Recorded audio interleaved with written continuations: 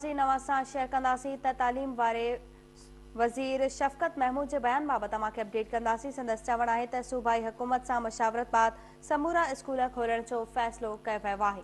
अव्हांखे ॿुधायूं पिया सूबाई हुकूमतुनि सां मुशावरत खां पोइ समूरा स्कूल खोलण जो फ़ैसिलो कयो आहे। ख़बर अव्हां सां शेयर कयूं पिया। सूबनि जे तालीमी वज़ारतनि खे एतमाद में वठी समूरा फ़ैसिला गॾियल राय सां कया विया आहिनि। शफ़क़त महमूद पारां बयान साम्हूं आयो आहे। वफ़ाक़ी वज़ीर शफ़क़त महमूद जो वधीक चवणु आहे त हिन भेरे बाज़ाब्ता तौर स्कूल खोलण जो फ़ैसिलो कयो आहे।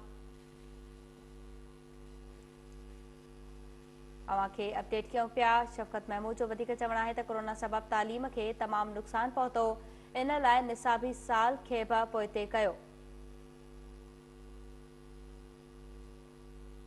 अव्हांखे ॿुधायूं पिया सूबाई हुकूमतुनि सां मुशावरत खां पोइ समूरा स्कूल खोलण जो फ़ैसिलो कयो आहे। वफ़ाक़ी वज़ीर शफ़क़त महमूद पारां चयो वियो आहे।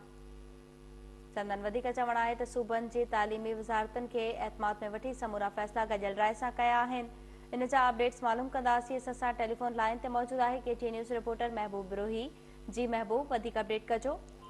जी सभा वफ़ाक़ी वज़ीर शफ़क़त महमूद छठे जे हिन वक़्तु दौरे ते आहे। छठे जे तारीख़ी माग मकई ते दौरो कयो आहे, जिते हिन मीडिया सां ॻाल्हि ॿोल कई आहे। नून लीग खे जेको आहे सख़्तु तरक़ी जो निशानो खणाया। उते आसार क़दीमा जे हवाले सां हुन चयो आहे त उहे जेके आसार क़दीमा आहिनि उहे सूबाई हुकूमतनि जी मिल्कियत आहिनि, पर उन जे बावजूदि उन हवाले सां लाइअमल ठाहियो पियो वञे। कोरोना जे वबा